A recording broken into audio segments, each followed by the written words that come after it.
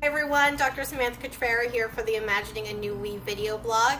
I am just doing a series of short videos for the next 2 weeks introducing different activities and assignments that you can do in your classroom to bring in the ideas of digital pedagogy to teaching and learning history. And while the instructor's guide that I'm drawing this from was written primarily for college and university instructors, these activities and assignments will work great for middle school and high school students as well.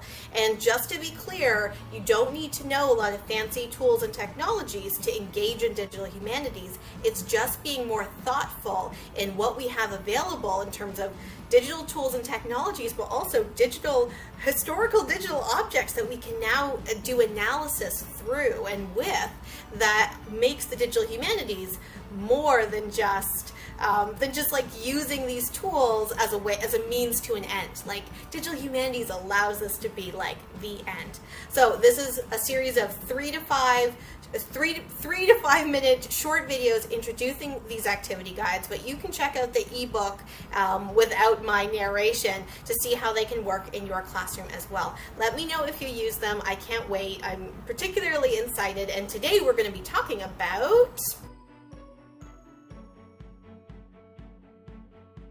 oral history digital story. So I used to talk about this assignment, an activity, as kind of something small to moderate, but it can actually be quite large. You can pick and choose all the different elements because there's the oral history and there's the digital story. So I'm going to bring them together, but you can certainly separate them if that is better for your students.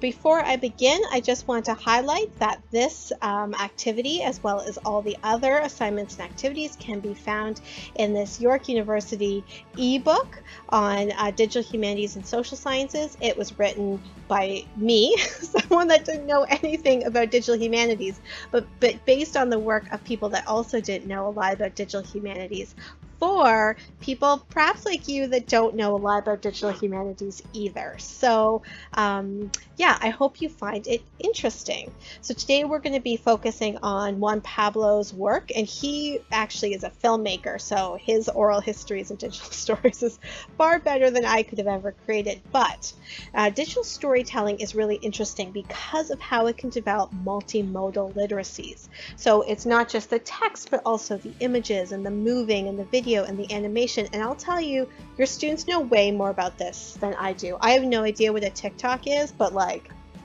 my students do.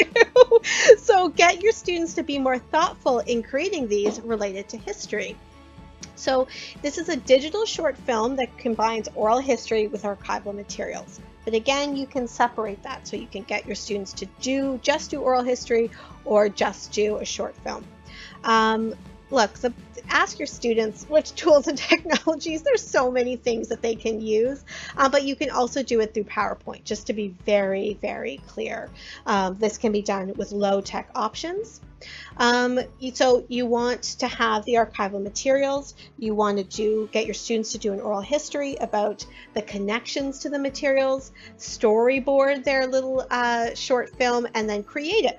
This is fairly large. There's a lot of elements here, but it can be really powerful. Although it might not be that large if students actually know how to put a digital story together, which obviously I don't. I don't know why I feel like I talk about TikTok so much. I guess I should just learn it. Anyway, so like I said, Juan Pablo is a storyteller through film, so this was really easy for him. But he had to do the oral history too. He worked with Dr. Deborah Barnes' archival material related to Paulo Freire's work in Nicaragua in the 1980s. Juan Pablo digitized all of her archival material, and then he sat down with her and she talked about that. And so what he created was a short video that wove together her histories with the archival material. And what you'll find if you look at these short videos is that it is far richer than just the archival material or just the oral histories alone. It is the weaving together of story and record, so the archival record, that really brought greater meaning to these sources. And what was interesting was that Juan Pablo completed a video and then showed it to her, and she was like, you know what would be better? this archival photograph instead. And so the result is that the videos became kind of a living archive or a living inquiry rather than a digital story. And you know, if your students are doing work on the 20th century, for example, they could have grandparents, they could have even parents that can speak about their experiences. That would be really, really cool. So you can break these assignments, these steps down for your students, or you can just get them to do one or the other.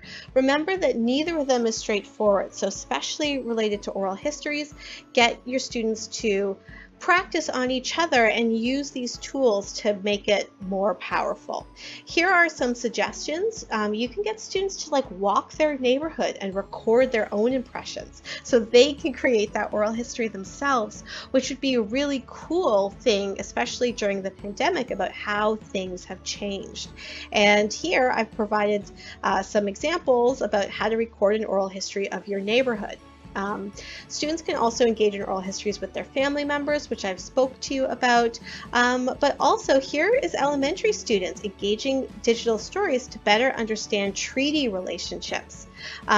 So think about all the different ways. You can also get in touch with your municipal libraries and archives about, do they have a creator or an archivist who might be interested in collaborating with them on this work. So there's a lot of really cool potentials. Let me know if you engage in this assignment with your students and what they came up with.